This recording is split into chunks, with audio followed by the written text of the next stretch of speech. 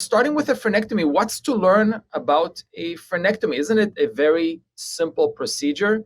Well, first, they relapse and they come back shortly after. So let's learn how to prevent frenectomy relapse and also learn how the frenum is playing a role in mucogingival defects, in recession, in tissue quality problems, and that's going to tie in with soft tissue grafting. I'm going to be talking about the most common mucogingival defect in the world. That's the low incisor defect with recession, with mucosal pull, with tissue pull, with tissue quality inflammation.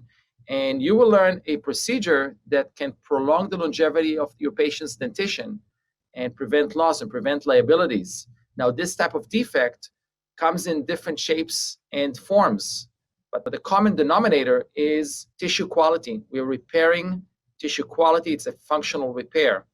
And these types of procedures are extremely common, frenectomies and soft tissue grafting. They yield high production and a low overhead, which is always a great combination. They're successful. They're actually forgiving. So you're just starting out. There's a very good chance you'll have success with them. And to simplify things, you'll be using 4 instruments that you already have. They're part of your surgical kit.